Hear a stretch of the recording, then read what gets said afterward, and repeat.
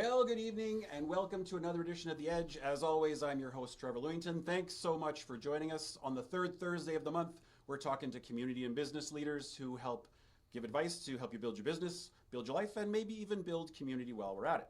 Now, whether you joined us through YouTube or Roku or Fire TV or Apple TV, look, we don't care how you got here. We're just really happy you could join us tonight. And this evening, I'm super excited to talk to the Mike and Mike Show. So we have Mike Bond and Michael Marcotte here with me this evening from Neighbourhood Chef. Welcome, gentlemen. Thanks for having us. Appreciate it. Yeah, I'm looking forward to hearing about the journey of this latest entrepreneurial venture. Two serial entrepreneurs here who have a long history of doing things. But maybe we can start a little bit with background. So Mike, I mean, you've been in the hospitality industry for a long time. Can you talk a little bit about how you got in and kind of your career up to this point? Absolutely. So I got in when I was 17. I got hired as right in. Absolutely. Okay. I got hired as a line cook at a Moxies in Calgary, which of course means I was washing dishes for 4 months, right? Yeah, because you never start doing what they say you're going to do. That's exactly right. Okay. But it was great. I have more respect for the dishwashers now than I ever had. And then I got on the line, started cooking, and I really liked it. You know, the thing I liked the most was interacting with all different types in a restaurant industry. You get people that come from no means, people that come from lots of means, but when you're working together, it's a lot of fun. Okay, so you get in, you're doing line cooking. Was it then just a natural progression to management and sort of taking on bigger and bigger roles over time? It was. So I ended up moving to Lethbridge in September of 2001, and I started working at Moxies here in Lethbridge. And I got a transfer from Calgary, and when I showed up, I overstated my abilities a little bit. I said I knew 4 stations and I knew 2. So it was nice way to get into the training stream right away because I told them I knew how to do it. And so you had to figure it out real quick. I had to learn how to do it. That's exactly right. And Did I hire you? You did not. Oh, okay. You did I was not. just going to say, is this confession time or are we still good? Somebody else hired him. What? Robin Mohart Oh, okay. Okay. All right. hired me. And I ended up being a decent line cook. So what happens when you're a decent line cook and you're dependable is you get moved to mornings. So I was prepping and I was line opening. That went well. And then the next step after that is you become a closing supervisor. So I was doing the closing routine and it was a lot of fun. I really enjoyed it. And then I got promoted to a sous chef. And then in 2006, Mike opened up a concept called Shark Club. And I went over to Shark Club, and I was the head chef there. I really enjoyed it. And then I got to move out front, and Mike gave me a new title, if you remember. No, I don't. What was that? F&B manager. Food and beverage manager. I like it. Right. Yeah, that's good. I was running the kitchen, and I was managing out front a little bit. And then in 2009, I went to Mess and Hat to run his Moxies in Mess and Hat. And I got beat up. I wasn't ready for it. You learn in a hurry what you know and what you don't know. Right? Absolutely. And I knew less than I knew, that's for sure. So then I came back to Lethbridge about a year later and started working with Mike and Peter McGarry again at Moxies in town. And from there, I worked really hard, became general manager. Right. And then Peter and I ended up buying Moxies from Mike in 2018. And it went really well. Moxies did really well for us. And then I sold it in 2024. I said, I'm done with food and beverage. I'm not doing it anymore. Industry. Exactly. Yeah. And then I remember in August of 24, Mike came to me and he goes, I got an idea. I want to talk to you about it. And I said, not interested. I'm not going to do that. And then I came back to him with a different idea in February of 2025. Yeah. And I pitched this idea to him, and he goes, that's actually a pretty good idea, but mine's still better. So thanks for trying. Yeah, exactly. Okay, so, well, we're going to come back to that. Absolutely. What kept you in the industry for so long? I mean, hospitality restaurants have sort of a bit of a notorious reputation of being a revolving door. You basically spent your entire career in a couple of concepts. What kept you there? It's a lot of fun. Okay. And there's always learning to be had there as well. The neat thing about learning in restaurants is you learn something, you get really good at it. The restaurant doesn't have to worry about it. You move on to the next thing.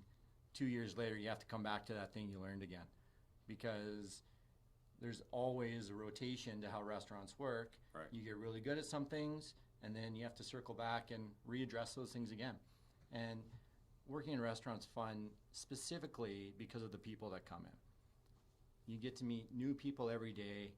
You get to see families bring their kids in, and then you get to see the kids bring their girlfriends in, and then you get to see them get married and bring their own kids in. Oh, interesting. Yeah. It's really neat. Yeah, that is cool. Yeah. You get to meet your wife. Absolutely. I met my wife there. Oh, so- absolutely. See, there's a glowing endorsement for the industry right there. Absolutely. Okay. So restaurants are a lot of fun. They're a lot of work, but they're a lot of fun at the same time. Okay. I would just, and you know, I don't know if I'm supposed to add to No, Mike's jump in. Yeah, jump story, in. but he's an unbelievably loyal guy. This is the most loyal person I've ever met in my life, right? So we've worked together for 25 years. He's grown, he learned, he became a shareholder, then a bigger shareholder, then a partner with Peter. So yeah, he's a lifer. It's a disease, the restaurant business. You just can't shake it. I would agree with that. Yeah. So, I mean, speaking of the disease, you've been at this game a little bit longer than this fellow. And you've been, I mean, I forgot all about Shark Club, so thank you for that. I mean, you've been creating these businesses in, whether it's catering or the restaurants themselves, it's been sort of hospitality adjacent, if nothing else. How did you get started? What drove you? Like, what does your career up to this point look like? Yeah, it's interesting. I mean, if we're going really far back, I got a job in a restaurant at 18 by default. There wasn't a reason for it. Didn't make sense. It just happened. And, you know, I enjoyed it. I excelled. I'm a hospitality guy, right? So moved through the ranks pretty quickly. Was always an entrepreneur, you know, had 2 or 3 failed entrepreneurial attempts before anything kind of stuck. Went to Europe and did some traveling when I was around 23-ish, and decided, hey, if I'm going to be serious about this business, I have to become a chef, a Red Seal chef. Okay. So I came back from Europe, went to school, became a Red Seal chef. You know, lots of happenstance. I could talk for hours. Read my book. It'll be out soon. Yeah. I joined a company called Moxies, which was 4 locations in Calgary. So I was the first Red Seal chef they hired. Became very close with the owner and the senior leadership. They were trying to develop and move from being, it was kind of more a deli concept sort of thing. And then a family restaurant, and then blah, blah, blah. So it went through all of its evolutionary phases. So I was doing lots of menu development and working pretty closely with the owners, designing new kitchens, doing that kind of stuff. And in 1996, legislation in Alberta changed, and it became, the model went from, in a bankruptcy, the franchisor was responsible for the debt in Alberta. Oy. And in 1996, legislation changed, and so they had 3 satellite locations, Lethbridge, Medicine Hat, and Grand Prairie, and they decided they were going to sell off these satellite units.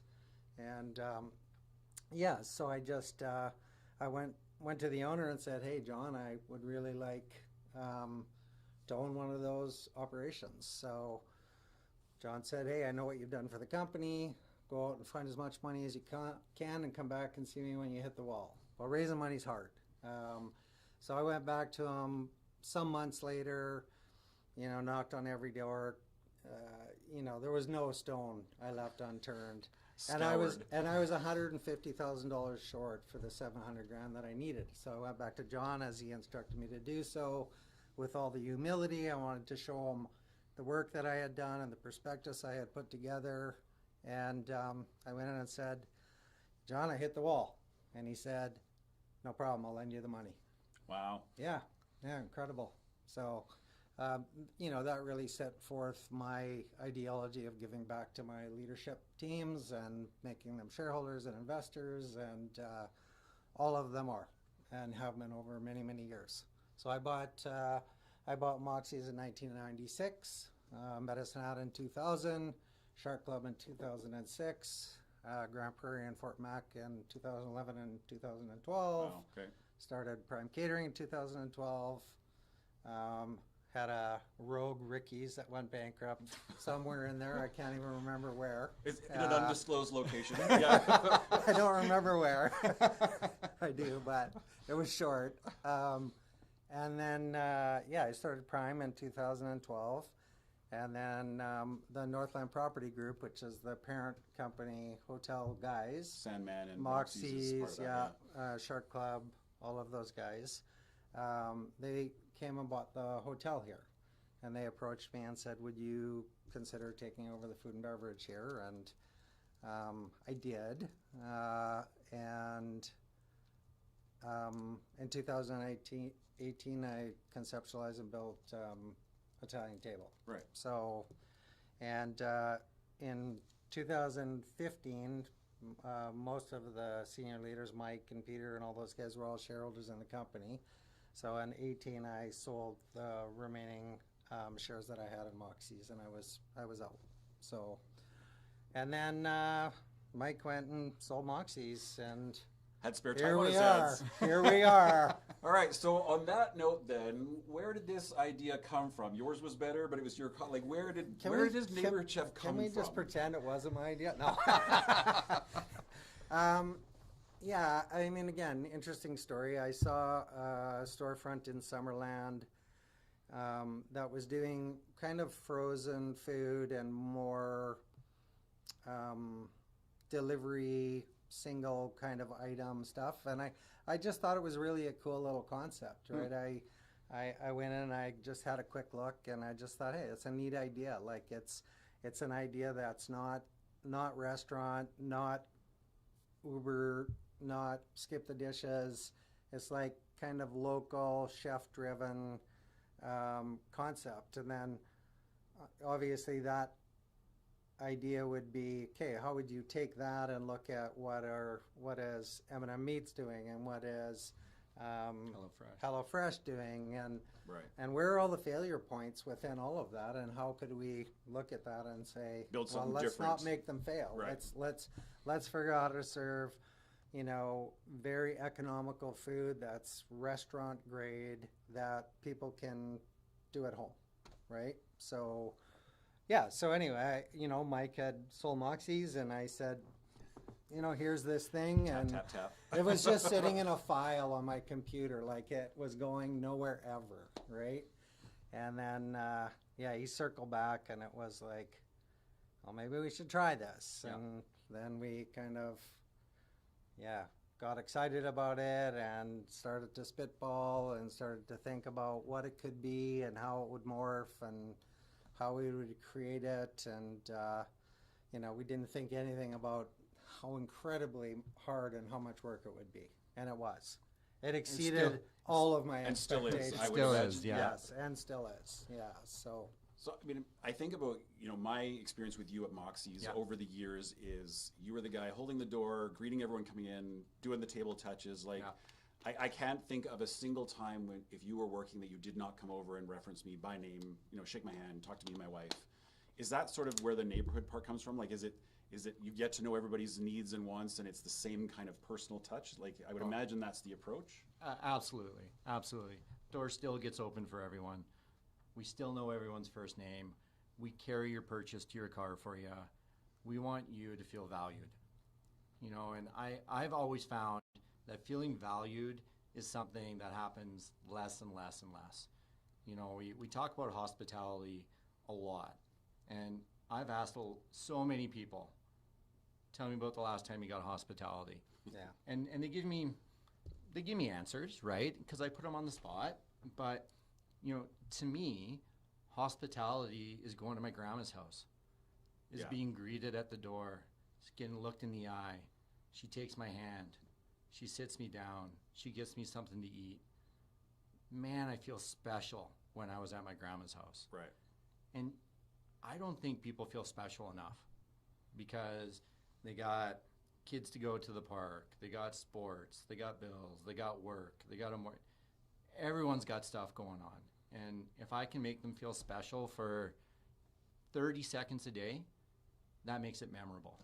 Well- when it's memorable, you come back. And we kind of live in this Amazonified world where even the world of retail is transformed into you're an account and a number, and I ship you an anonymous box to an Yeah. address. Like there's no connection anymore Yeah. in most industries. Well, it's interesting. Like to Mike's point, I went to a local restaurant a couple days ago, and the guy who greeted me at the door was like kind of like you, and I was like, Oh, wow. Like I honestly, I have not. I said to Denise, who's been in this 40-year ridiculous journey with me in the restaurant business, I said, wow, like I have not seen that level of hospitality in a restaurant.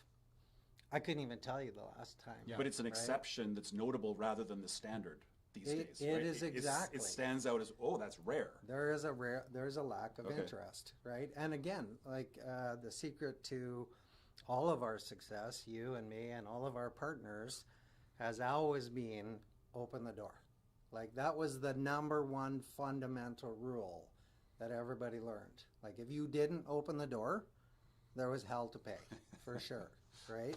Open the door. That's it. People want to know that you are happy to see them, right? And so, at Neighbourhood Chef, and when Mike and I were entertaining this idea, Mike's culinary background dates back to 2005, and he was a franchise kitchen manager, so very good with food costs, very good with whatever, with labor, scheduling, all that stuff. But where he really has always shone is in hospitality, right? Absolutely.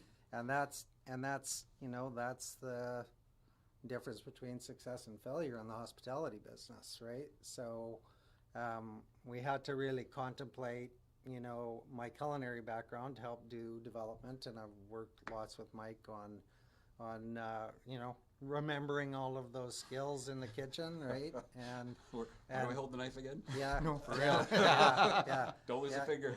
You call those vegetables, like yeah.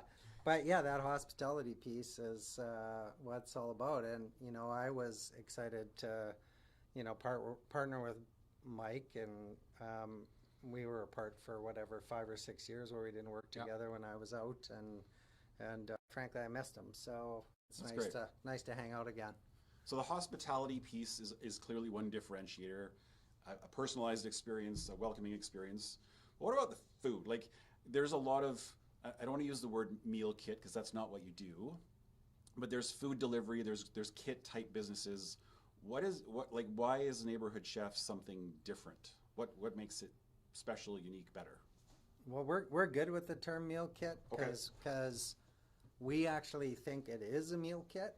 Like we think what everybody else does is not a meal kit. Okay, perfect. Right? Got it. So like we think, you get whatever company, one of these companies that we're talking about. I don't know how live this is. I don't want to get sued here, but Other competitive companies Yeah. that may exist out there. and what they do is they bring you a box, and in the box is raw chicken, and an onion you can cut, and celery you can cut, and a recipe card, and some spices, And and maybe knock yourself a out. can of coconut, right? And you're gonna make a curry, Right. right? Well, in what world does that save you time? Like I totally don't understand it. I'm like, I'm still having to do the cutting and the prep and the learning. I gotta handle the raw proteins. I gotta worry about sanitation. I gotta, Yeah, right? I gotta wash I'm stuff. still 40 minutes into this thing with a kitchen. The only thing it stopped me from doing was going to the grocery store, right? And I didn't have to think about a plan because I was now forced to cook this while it's still good. Okay. So when we looked at it, we're like, no, that's wrong. Like, we're going to make the sauce and we're going to cut the vegetables and we're going to cook the protein and we're going to par cook everything so that when this thing hits the frying pan or the oven, you're eating in 15 minutes and you use one pan. You got one pan to clean. So I can be home from my busy day of running kids around, as Yeah. you said. I put my kit down, and 15 minutes later, I'm eating. You're done. Amazing. You are eating. And you Okay. are eating restaurant quality food for 40% cheaper than a restaurant. And you don't have to worry about, is this food still good? Because I saw it get delivered at 10 a.m. this morning on my cam, and I just got home at 5. No sanitation. No sanitation issues. and then you don't have to do a dump run to get rid of all the recycling afterwards, right? Like, I'm consuming most of what's there. absolutely. Yeah. Okay. Absolutely. The true challenge of the reason why I said it's hard, I mean, I've been doing restaurants, we've been doing restaurants for, between the two of us for 65 years. Like, doing a restaurant's not hard for us, right? It's swing the door, be consistent, serve good food, Control your inventory. Control your costs. Like, that's, for us, that's what you do. It's easy. Like, it's hard work, but it's easy, right? Just go to work and repeat, right? Yeah. This was, okay, how do we make restaurant quality food and sell it for $15? And how do we package it where we don't have to go to church every Sunday and repent because we're creating a footprint that's ridiculous, right? Yeah. So if a typical kit at our place, you'd have 3 or 4 small cryovac bags and 1 paper bag, and a 500 ml container that's reusable, right? That you can bring back to the store if you want. That's it. That's what you got, right? There's not 4 ice packs and a 4-foot box. Was each thing individually wrapped in styrofoam on a tray and blah, blah, blah, like when we first started doing it, Mike ordered a number of these different items from different companies, and he's sending me pictures, and I'm going, wow, like that is ridiculous, right? So like this market, this meal kit market, it's huge. I mean, it is a massive industry.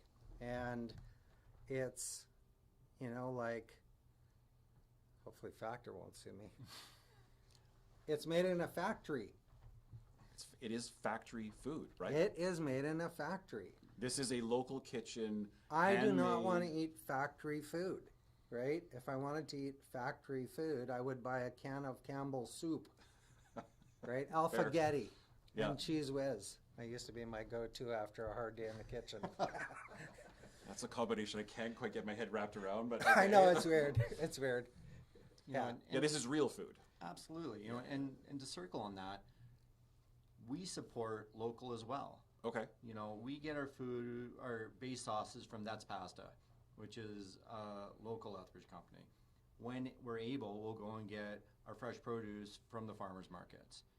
This Saturday, I'm at the Wiggle and Me Moms group telling people about Neighbourhood Chef. We're in the community. Nice. We're part of the neighborhood, right? So we have as much invested in Lethbridge as anybody. So we want to see it do well, because when Lethbridge does well, we're going to reap those rewards as well, right? No, that's great to hear. Oh, and local tomatoes are a little challenging in February, but there are parts of the year where you can source. Exactly. Yeah, there's definitely avenues, and certainly we've done that in our other concepts. You try and support local businesses as well, and we'll continue. We're excited about the farmers market, and trying to buy romaine lettuce and broccoli through this winter has been, it's been a challenge. Romaine lettuce is $125 a case right now. Yeah. That's 24 heads. So everybody out there, you've been to the grocery store. You're all living it. We're making a meal for $15 that if you make that from scratch at home, it's going to cost you $12. We're about 20% more than the grocery store. We've done the math, right? Yeah. 40% cheaper than a restaurant. And I own a restaurant, so I'm certainly not saying we shouldn't go to restaurants. They're different experiences. The for different vision of things. this was if our guests used us twice a week to take the pressure off of them for 2 nights, we'll sail, right?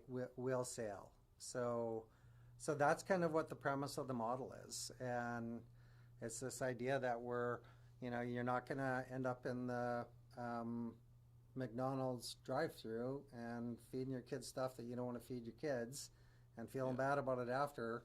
You can literally go home and have it there.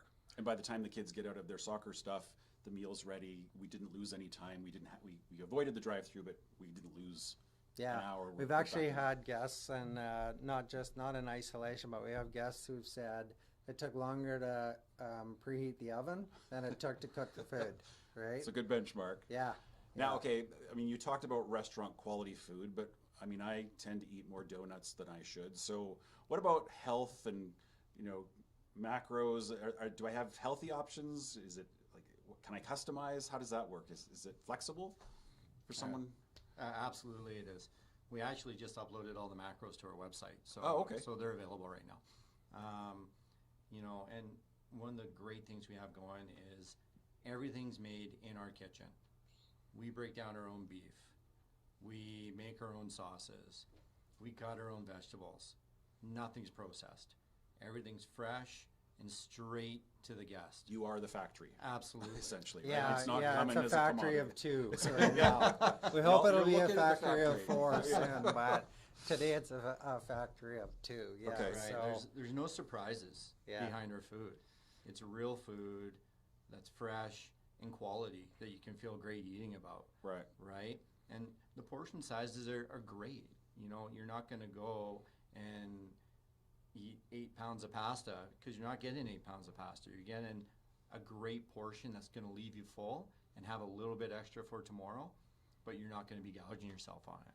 yeah, I think that, you know, as a chef, and you know, I kind of tried to steer away from the macro thing, and now I've realized that that was an error at the beginning of the business. And the reason I was kind of steering away is because to me it was kind of common sense idea, right? It's like a cup and a half of starch, right? Palm size protein. 4 ounce protein, Yeah. right? Which is all anybody needs, and 4 to 5 ounces of vegetables, and then a portion of sauce that's reasonable for the product, right? So, like, I mean, obviously, if you eat a penne Alfredo and have a Caesar salad, it's going to be 1,200 calories. But if you have a citrus chicken with vegetables and potatoes, it's 560 calories, right? Very, very balanced. So, you know, and again, I think even if you're, you know, a hardcore macro individual, you always have your cheat days, right? So, you know, yeah, exactly. We all know. I don't know what you're talking There's about. always a cheat day in there, and right. And so the cheat day maybe is the Alfredo. So Right. we realize the importance of publishing that. So, you know, the business has been evolving over the last 6 months. We're just kind of figuring it out and learning and trying to assess what people are looking for, and became very clear to us that that having macros on the site was really, really important. So they're there now. We recently rebuilt the website because we thought the user experience wasn't quite what we were looking for. Okay. We're introducing literally this week single serve lunch items. So very much in that kind of bowl nature. So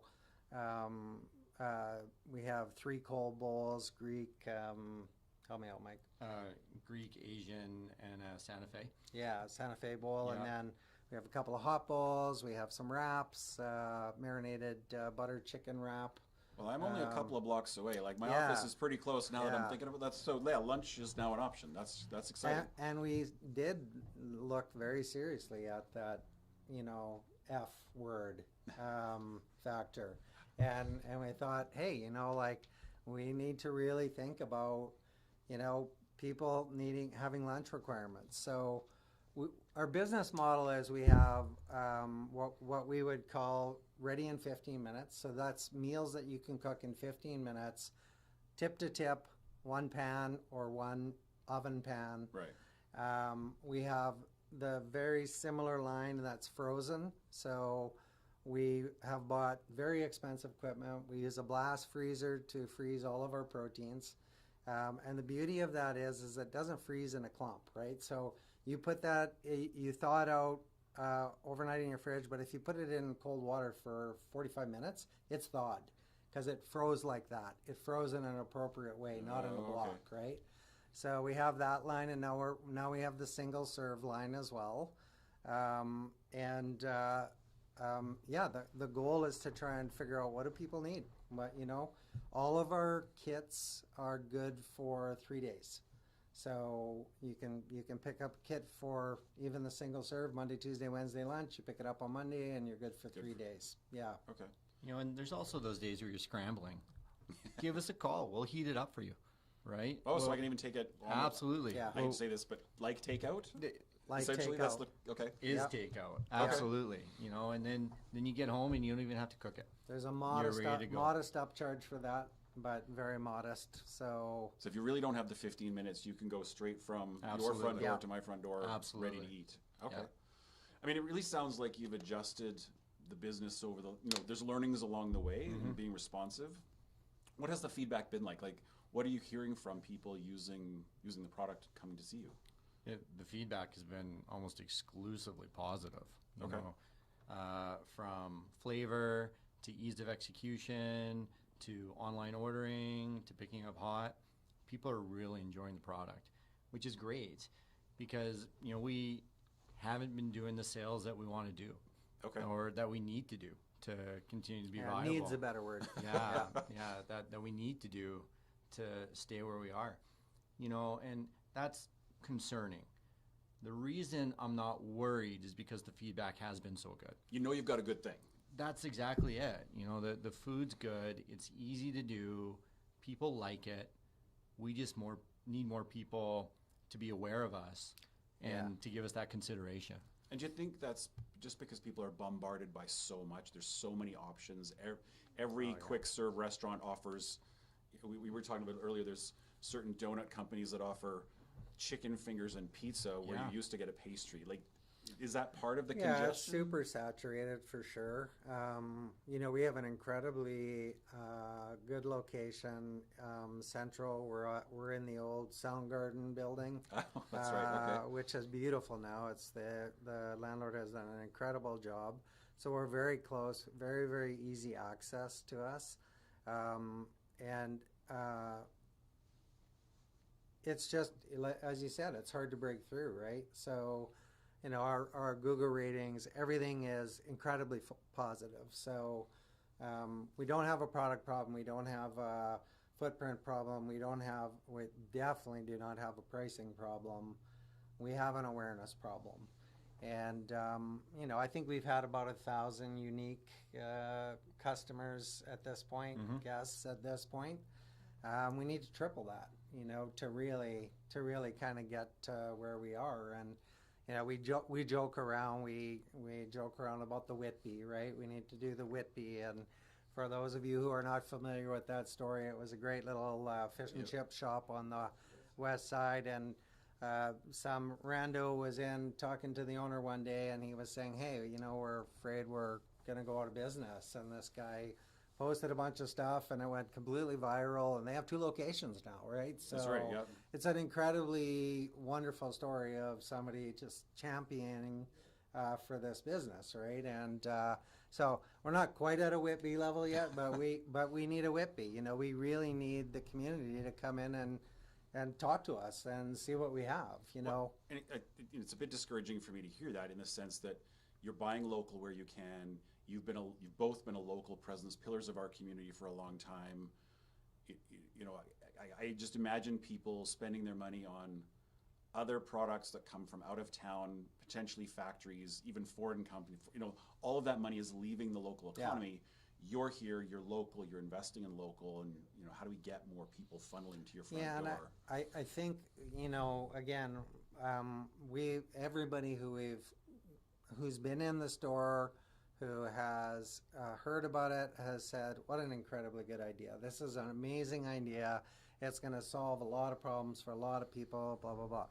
And so it's definitely not a lack of care. Obviously, we know the community will support us once they find us. Yeah. It's just this conversion piece. I think people are so busy that they don't even have time to figure out what could help. Yeah. Right. They haven't even lifted their head up above the wall to see it, right? It's hard. And so even if there's a lot of consideration out there, it's not translating into enough conversion.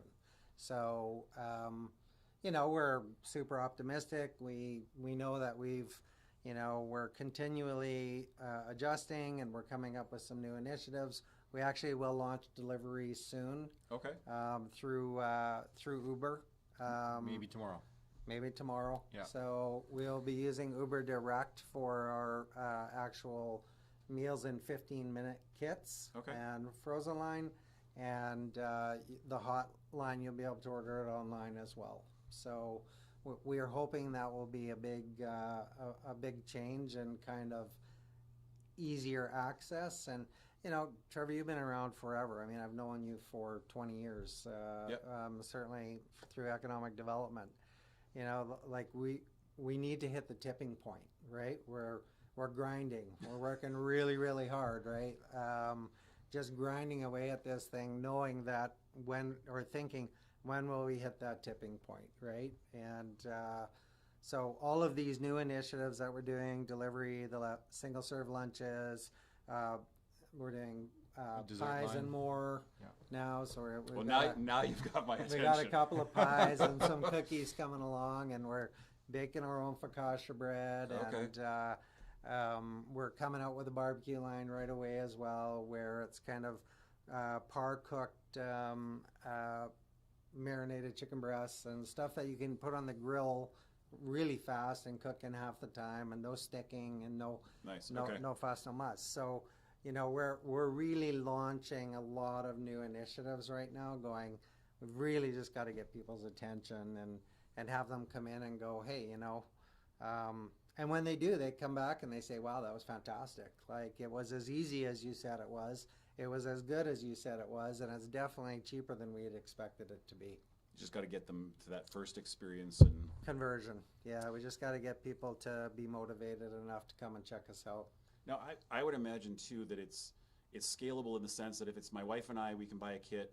If we've got the kids over, we can add on. If the grandkids are we can. There's no real limitation in terms of my family size or whether it's just me by myself. Like, it's truly modular in that sense. Absolutely. Like we like to say 2, 4 or more, right? Yeah. Okay. Yeah, that's right. And the great thing about these kits for 2 is it's so easy to cook. You get 2 kits and you got food for 4 in the same amount of time as 2 for 2. Yeah. Right? It's that easy to put together. And we've done some catering aspects where we fed 20 people. Okay. Right? Office lunches. Yeah, especially if you can heat it and I can now get it delivered. Yeah, absolutely. It's now a healthier, better option for an office function. Absolutely. And we're happy to do it. Oh yeah, like if you're at the office and you want lunch delivered, give me a call. I'll be there in 5 minutes. Like, no, for real. We're gonna do what we can to make sure people feel valued and make sure they get a good lunch or a good dinner. It's easy for us to cook too. That's the beauty of it, right? Like, we've prepared it in a way that we can cook it as fast as you can. This is not a standard prep. No, we're not starting from scratch, right? Yeah, so that's true. The other thing that I think is an important thing to note, the other thing we launched recently is 4 for $54. Okay. So you can feed a family of 4 for $54, right? Which is $13.50 a person. So that is a kid's meal is $10, right? So a Big Mac meal is $15. I'm gonna get sued by so many companies. It's a good job it's unregulated internet TV. Yeah, thank God. Thank God. So one of the ideas was, as we said, hey, so feed 4 for $54, but kids are fussy. Lots of kids are really fussy. Yeah. So I was that child. Yeah, and my grandkids are fussy. So we said, hey, well, let's do it so we can mix and match. So feed 4 for $54. Mike and his wife can order beef vindaloo and get the kids chicken nuggets. Okay, so it truly is adaptable, flexible. It truly Absolutely. is a very, very adaptable system, right? We're very open to having people come in and talk to us about their needs and their requirements, and we'll work with them. We're the neighborhood, right? We're Neighborhood Chef. Like, what do you need? Let's figure out how to help you out, right? So you can buy our proteins by themselves. You can buy our sauces by themselves. So if your diet's restricted and you want more protein and more vegetables and no starch, no problem, man. It's all there. Okay, and the website is neighborhoodchef.ca. Correct. So that's how people find you. Yeah, absolutely. And then the old Sound Garden building is just off of Stafford Drive there, essentially, like right off of Highway 3. Just next to the Arcadium there. Oh, okay. So, yeah. Okay, families should be very familiar with that location. Yes. Yes, right next to the Arcadium and just down from where the original Moxies was. Funny how these things come Yeah, full yeah, circle, right? yeah. I've pretty much renovated every old bar in the city. Whether intentionally Yeah, or not. yeah. Both Sandmans. That's right? awesome. The old Oz. Now, I mean, as you both look back, I mean, we often get a lot of students from the two post-secondaries watching this. We get a lot of people around the world to watch this. But as you think about the entrepreneurial journey or your careers, what advice would you give to students who are contemplating hospitality or becoming a chef or think they've got that entrepreneurial edge to open their own? And obviously that's a lot of things. Yep. But is there anything that stands out in your career journey or as a business owner where you go, this was a key, this is something everyone should do or know or be a part of? I'd just be curious to know what you're... So the mantra in my company is make new mistakes often. Okay. And that's it. You know, I mean, I think, you know, and hospitality definition is make somebody's day better. Those are really simple concepts, and if you can just remember those couple of things, I think you really have success. Entrepreneurs don't fail because they lack work ethic or lack good ideas. They fail because they lack cash flow, and they fail because they make the same mistakes often.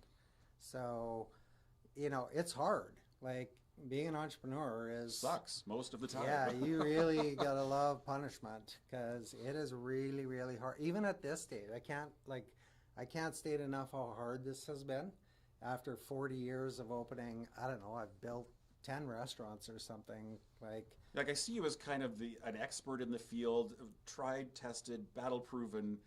But it's still hard. It is hard, Okay. right? When you build something new, you're going to make a lot of mistakes, and you need to make different ones every time. And that's really what we've been doing for the last 6 months. We've been reevaluating. Well, why is this not working? And why is that not working? How do we? We're just constant. We're like the raptors in Jurassic Park. We're just testing the fence all the time, right? What about this fence wall, right? How do we get through this thing, right? So anyway, that would be my my comment. And get a good mentor. Okay. We'll come back to that. Sure. It's not easy. And, you know, if anything my career has taught me, it's sticking to it, working hard, working harder than the person next to you. That's what's got me ahead. That's how you stand out. Exactly. You know, I've never had quit in me when it comes to work. And I will say, because of that, I've been the go-to guy for a long time, which is a good guy to be, right? Dependable, willing to help, willing to put the effort in, because a lot of people aren't willing to put the same effort in, right? And if you can outwork someone, you can get ahead. Yeah, I mean, I think back to your initial example of you were hired to be a line cook, but ended up several months in dishwasher. Yeah. You could have turned your nose up at that and been like, Yeah. I'm out of here. Yeah. But by proving that you're willing to stick it out and work hard and show, that's how you progress. And I think, Absolutely.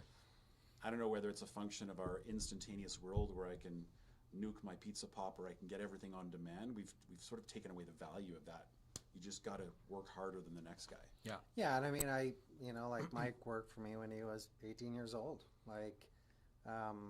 And what, you're 43 now? Yeah. Yeah, 43. So, what he's saying is true, right? I mean, be the hardest working guy in show business, right? And, Absolutely. And make new mistakes often. Yep. Don't make the same ones, right? So, yeah, I think that's the. There's only one secret sauce, and that's it, right? Yep. Okay. Now you mentioned the word mentor, so I'm going to start with him, and you can't use him as the example. I can? No. Is there somebody else that's been a mentor to you? You don't have to use names, Yep. but what were some of the key takeaways, and how did that person maybe influence your career path? You know, there was when I first started working at Moxies in Lethbridge, my chef at the time, his name was Jeff. Okay. And Jeff was a hard worker. He was a good guy, but he was the most positive person I've maybe ever been around. Everything was good all the time. He was always setting the tone of, let's be happy. Let's enjoy what we do. Let's love it. And I've really tried to circle that into how I look at work and business and family life. It's easy to get down, but it doesn't serve you all the time. I do know being positive gets me through the day a lot of the time. And Jeff was always a super positive guy, and he was fun to be around. Yeah, I mean, I've been in a kitchen. I've had my kitchen crash where there's all kinds of open tickets. People aren't getting fed. The worst thing you can do is freak out and have and bring everyone down with you. The whole thing then just collapses in on itself. But Absolutely. You could be like, That's for when you go to bed. yeah, The nightmares. when you get home, right? The But if you Moxie can be bears. positive and bring it up, you could elevate people and cut through that, I think. You got to choose your attitude, Trevor, right? You Yeah. can't let your attitude control you. You have to choose it a lot of the time. Okay. And how about you? Like a mentor somewhere or several perhaps along the way that have had an impact? Yeah, a couple. I talked about, I wouldn't say John was necessarily a mentor, but when he said, I know what you've done for the company and here's the cash, that is not common, No, right? like That is not common. Yeah, I mean, I can still tear up telling that story, right? Yeah. The first guy, probably the guy that made the biggest impact in my career is a guy named Ravi Stansky. And I was like 19 years old, and I started working in a restaurant, got promoted into management. And this guy, there was five of these restaurants. He was the brains and the brawn. And his policy was anytime a manager got promoted, he would take them for lunch and take them around to all of the stores and introduce them to the general managers of each of the locations. Okay. Which I thought was incredible. Yeah. Right? Somebody who's actually important, who gives a crap, right? And he taught me more in 1 hour than anything since, right? And what he taught me was awareness. That was it. He said, Mike, wall to wall, floor to ceiling. And I've taught this to Everybody single that's person, followed, right? every single person, and that's thousands of people. I couldn't even tell you the count, right? Wall to wall, floor to ceiling, right?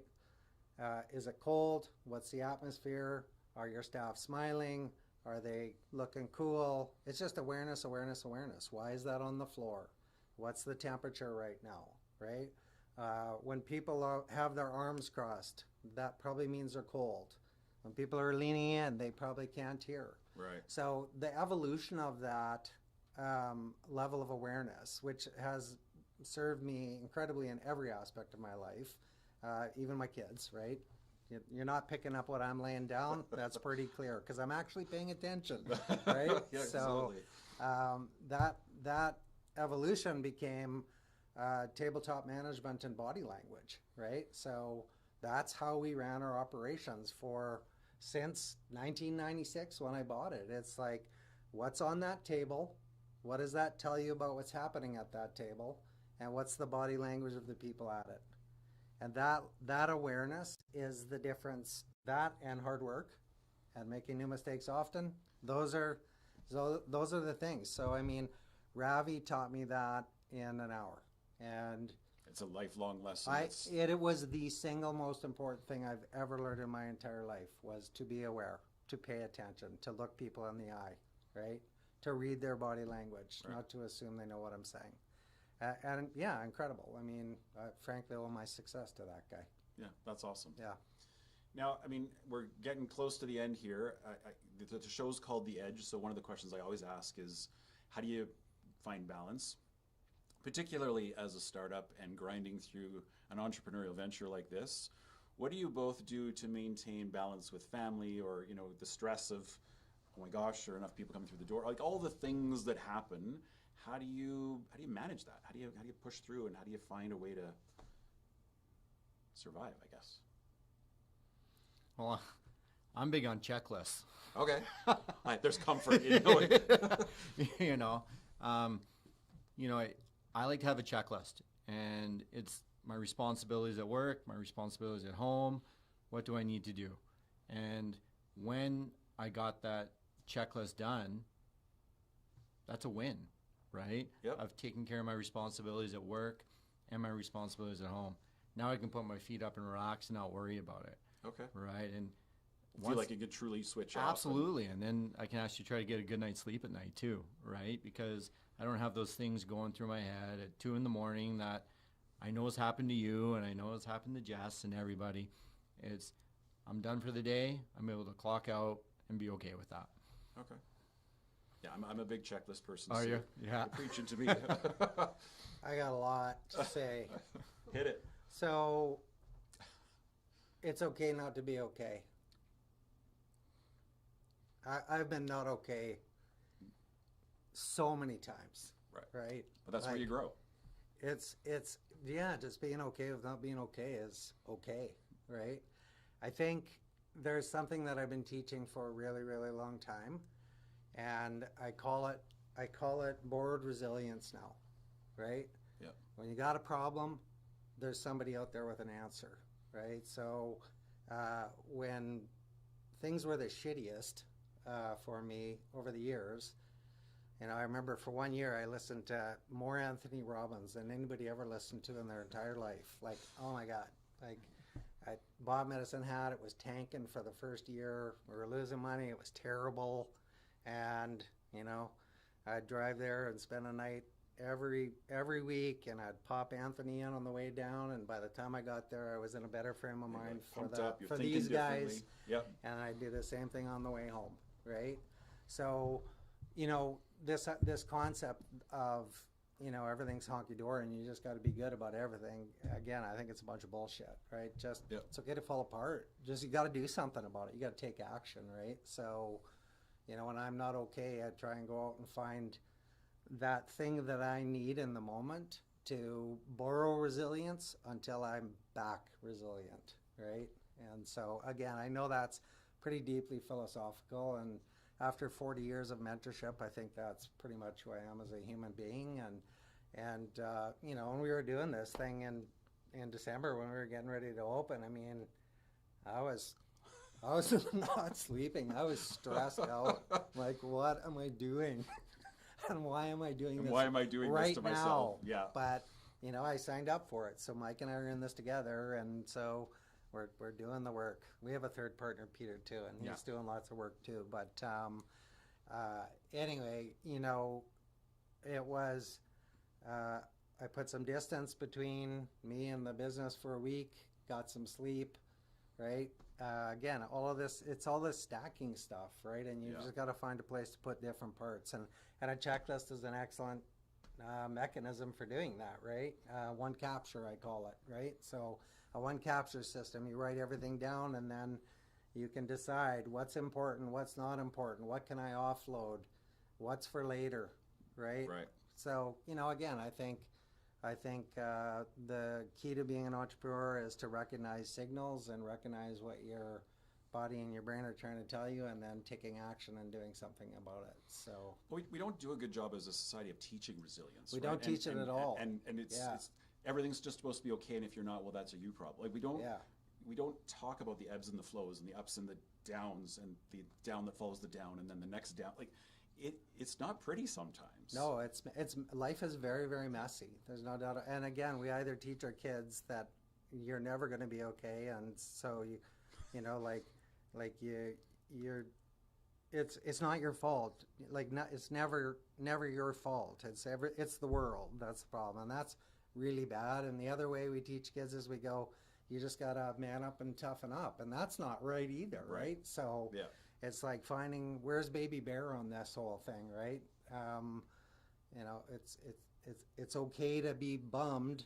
You just got to get up and dust yourself off and find the tools that you need, take action to move forward, and you'll be okay, right? Like, life is on a continuum, right? And, absolutely. And some are good and some are bad. Our continuum needs more gas. Okay, so we need more gas. So that's really the final message here. Is we've got a thriving local business offering some great product, convenience. We just need more people to come visit. We need more and people try. to come see us. Just come and give us a try. Come and check it out. Mike will open the door for you. I promise. We're a hope to be thriving local business, Trevor. Yeah. Oh, no. It's going to happen. I have every confidence in the world. Yeah, we're grinding. We're grinding it, and we do have absolute confidence in the idea and in the product. And we just need more people to come and say hi. Just come say hi to us and let us know what you need. Come check it out, right? We'll show you around, right? To date, about 70% of our customers walk in the front door. We're hoping to grow the online business a bit with some delivery. But yeah, if you didn't order online, you don't need to. Just come to the store. We have food. It's right there. We'll send you home with dinner. Okay, so I don't have to pre-order. don't I can have to just show pre-order. up as well. You can just show up. Absolutely. Very cool. There is no membership required. You walk in the front door, we give you a little tour, and you pick your food, and you're out the door in 5 minutes. And I'm not committing to subscription. You're I can, not committing I can to try what I anything. want when I want. You're committing to good food that was cheap. That's Okay. what you're committing to. And easy to put together. And so bloody easy. All right. mean, I haven't eaten this well for a while. And it's easy, right? It's so easy. All right, final thoughts from both of you. Neighborhood Chef has been a lot of fun so far. Okay. It's going to get funner. We just need everyone to come and say hello. You know, you come to say hi is the best part of the day. There's no question about it. So please come say hello. Come visit. Yeah. Okay. Yeah, we're literally doing the wave when we see a car pull up. We're like, yeah! Yeah. We open at 11:30. People drive by at 8:15. We're like, come on in. Doors open. I just need to see people. Yeah, we just want to see people. Yeah, we're open Monday to Saturday, Okay. 11:30 to 6. But come by any time. If the screen's up, we're there. The lights right? are on. So Somebody's lights are on. Absolutely. prepping something. Absolutely. I've done business in Lethbridge since 1996. Raised my family here. The community is incredibly supportive, but they can be a little slow to on the uptake. Right. So We're stuck in our ways sometimes. We have a path. it's just a pattern, right? People are just in their groove and in their pattern, and when things go sideways, they end up in that drive-through, or they end up somewhere they don't want to be.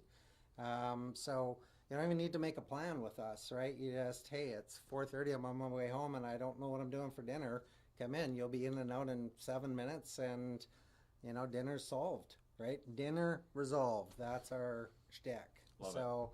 Yeah, we just we hope to see more in the community. We really want to thank you and Jess for giving us this platform to talk about ourselves and talk about That's a great story. the why and the what and the how of what we're doing. This is exactly what we need to let more people to know about us, and come in and meet us, and then you can decide for yourself. Okay. Well, thank you both for your time this No, evening. thank you. Very much Appreciate it. And, don't make them lonely. They're going to be pressed up against the glass at 8:30 That's in the right. morning unless you show up. So, That's true. Lethbridge, support local. Come on, get good food. That's easy to prepare. Take care of your own problems. Visit neighborhoodchef.ca, or for the love, just go visit them in the store, would you? Thanks so much for watching. We'll see you next month. Thank you.